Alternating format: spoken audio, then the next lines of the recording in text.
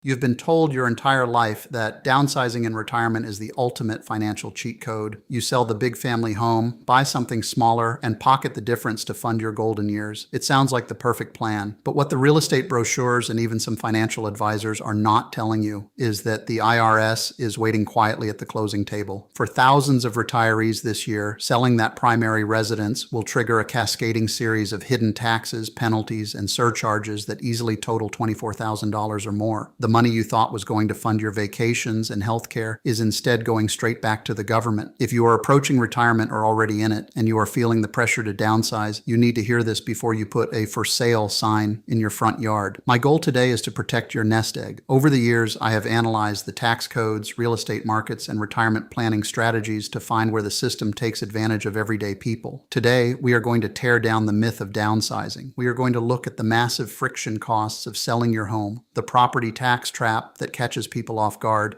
and the outdated tax laws from the 1990s that are secretly destroying your home equity. And finally, I am going to break down exactly how the IRS hits you with that $24,000 phantom moving charge, and why keeping your current home might actually be the most profitable financial decision you can make in retirement. Let us begin by looking at what I call the illusion of freed up equity. When most people think about downsizing, they do simple napkin math. They look at their current home, which might be worth $800,000. Then they look at a nice, smaller condo or patio home that costs $500,000. In their minds, they believe they are going to walk away with $300,000 in pure, unadulterated cash to add to their retirement accounts. It is a beautiful thought, but it is a complete fantasy. The reality of real estate transactions is that they are incredibly inefficient, and the friction costs of moving will eat a massive hole in your equity before the ink on the contract is even dry. Let us break down the real numbers. When you sell that $800,000 home, you are immediately going to lose about 6% to real estate agent commissions.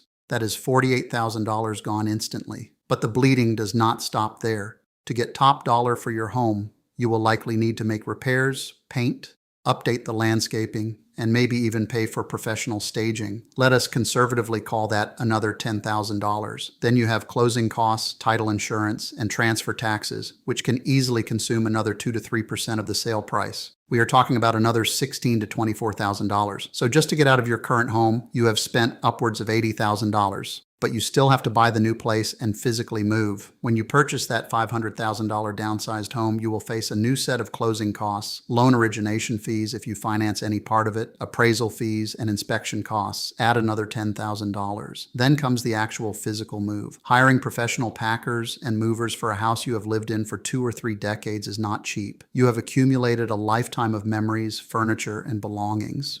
A full-service crosstown move can easily run $5,000 to $8,000, and if you are moving out of state, that number can double. By the time you hand the keys to the new owners and unlock the door to your smaller home, that $300,000 profit you imagined has been slashed down to barely $200,000. You have lost a third of your expected windfall just to the friction of the transaction. And here is a statistic that should give you pause. According to recent surveys, nearly half of retirees who downsize end up regretting the decision within the first 3 years, largely because the financial windfall they expected simply did not materialize. They went through the massive emotional and physical stress of leaving their family home, packing up decades of their life, and moving into a smaller space, only to find that their bank account did not grow nearly as much as they had planned. And this is before we even talk about taxes. The real estate industry is built on transaction volume. They want you to sell, and they want you to buy.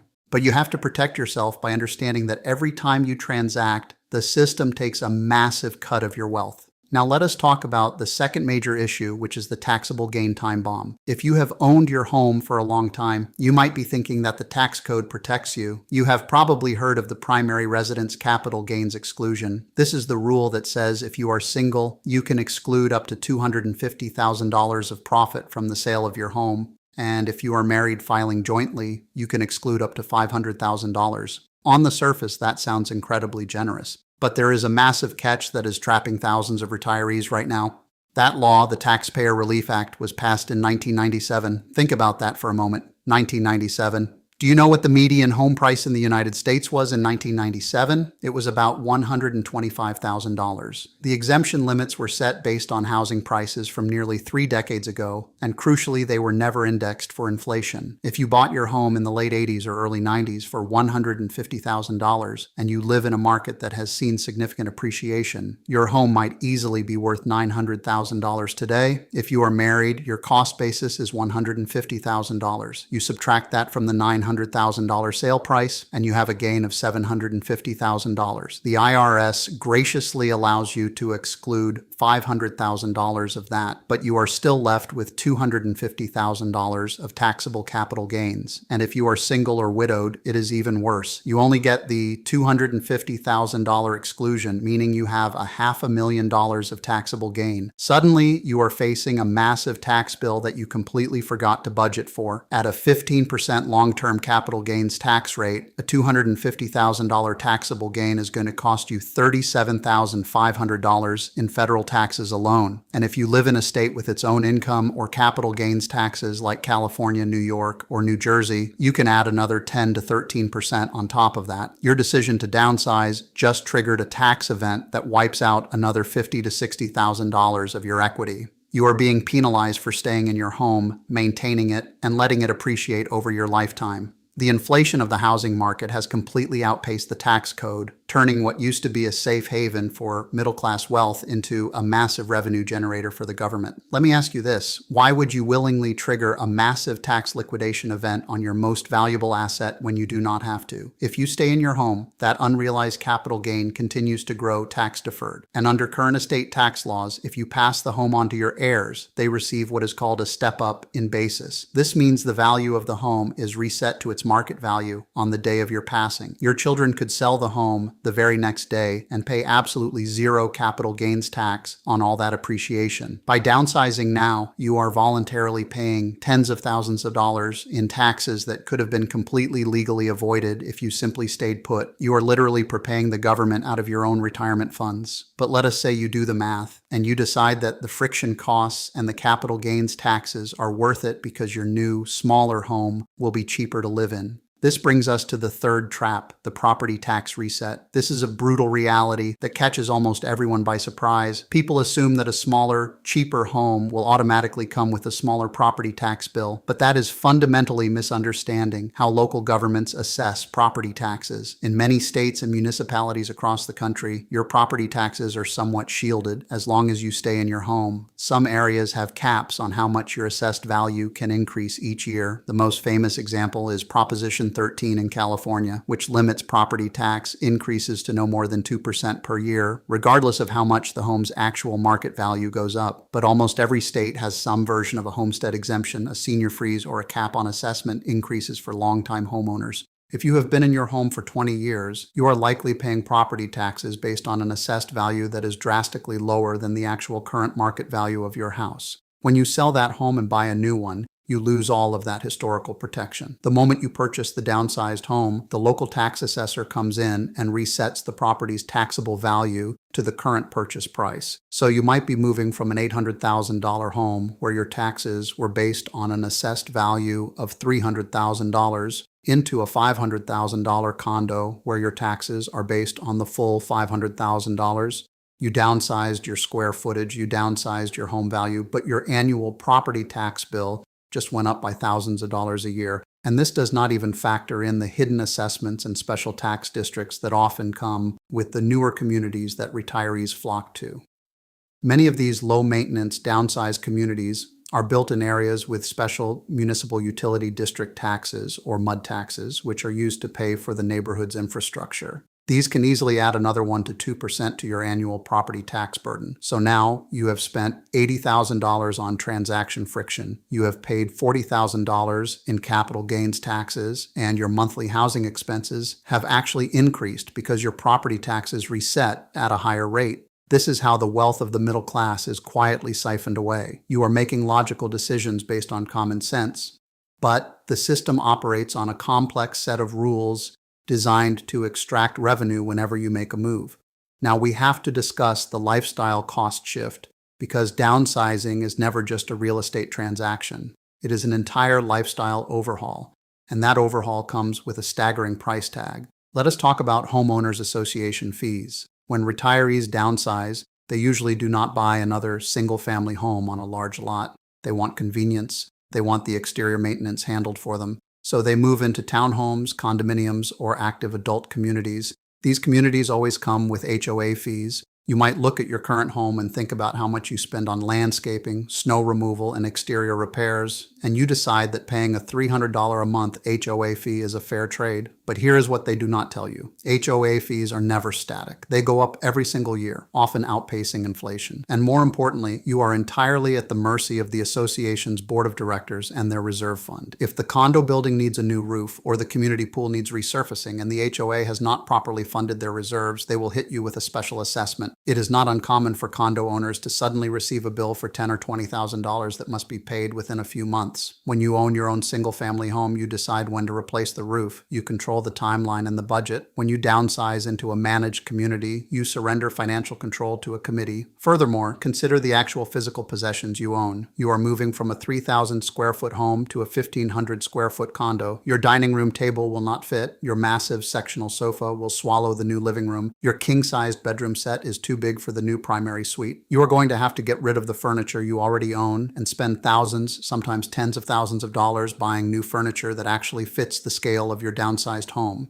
And what about the things you cannot bear to part with? The family heirlooms, the holiday decorations, the tools. You tell yourself you will sort through them later, so you rent a climate-controlled storage unit. That is another $200 a month, or $2,400 a year. Over a 10-year retirement, that storage unit alone costs you $24,000 just to hold on to things that would have easily fit in your old basement or garage. Do you see how the math is slowly turning against you? The entire premise of downsizing is that it will save you money and simplify your life. But when you factor in the HOA fees, the special assessments, the new furniture, and the storage costs, your monthly cash flow might actually be worse than if you had just stayed in your paid-off family home and hired a local teenager to mow the lawn. You have to look at the entire financial picture, not just the difference in the price of the houses. And now we arrive at the absolute most dangerous part of this entire process. This is the grand payoff I promised you at the beginning. This is the hidden trap that completely blindsides retirees, and it is the exact reason I tell people to think twice and then think a third time before ever selling their home in retirement. This is how the IRS hits you with a $24,000 phantom moving charge, and it has nothing to do with real estate taxes, property taxes, or regular income taxes. It has to do with your health care. Most people have absolutely no idea that the sale of their home can trigger a massive spike in what they pay for Medicare. Here is exactly how this trap works. When you enroll in Medicare, your standard Part B premium is a fixed amount, but if your income goes over a certain threshold, the government hits you with something called IRMAA.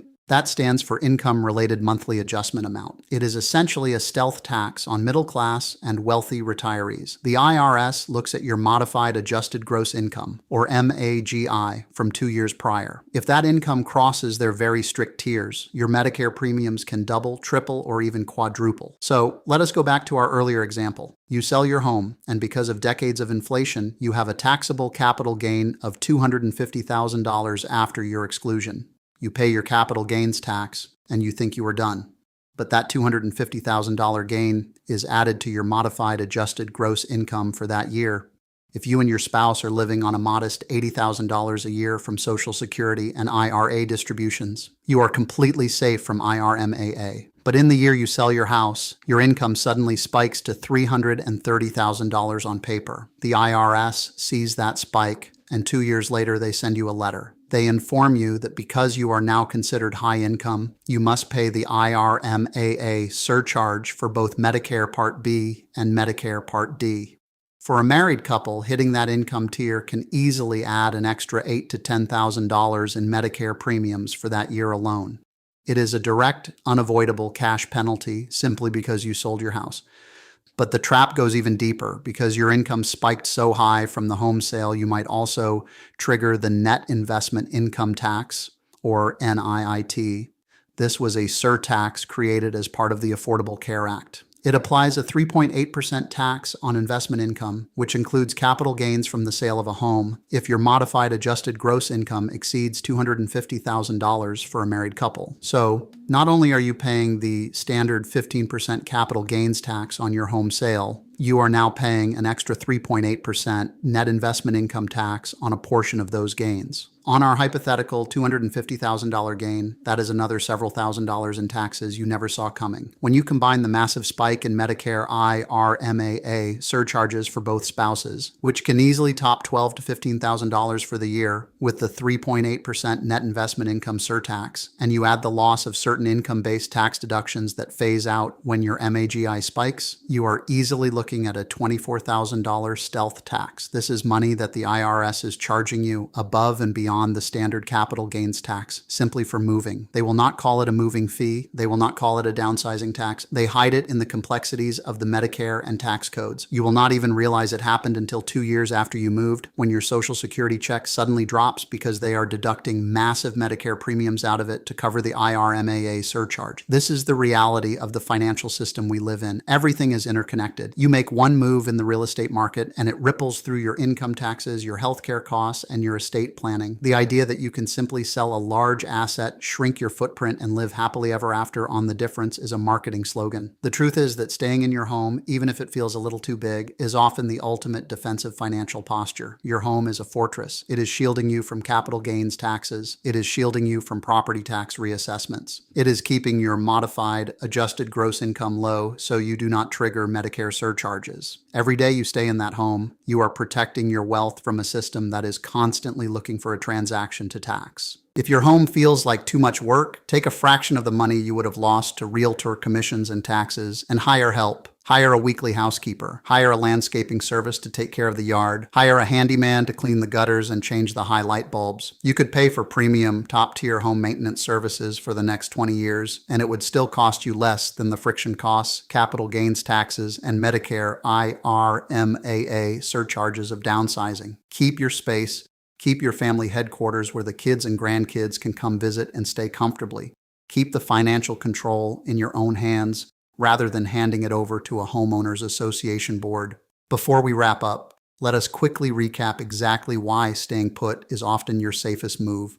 First, the friction costs of real estate transactions will instantly wipe out tens of thousands of dollars of your equity through commissions and closing fees. Second, the outdated capital gains exclusions mean you could face a massive, unexpected tax bill on the profit of your home. Third, moving resets your property taxes, often resulting in higher monthly costs despite living in a smaller space. Fourth, the hidden lifestyle costs like HOA fees, new furniture, and storage units will drain your cash flow month after month. And finally, the most dangerous trap of all, the massive spike in your paper income can trigger the net investment income tax and extreme Medicare IRMAA surcharges, resulting in a $24,000 penalty from the IRS. I want to hear from you. Have you or someone you know experienced these hidden fees when trying to downsize? Or are you currently debating whether to stay in your family home? Go down to the comments right now and share your story. Your experience could be the exact warning someone else needs to hear today to save their retirement. Let us build a community that protects each other from these financial traps. Thank you for your time, and remember to always protect your nest egg.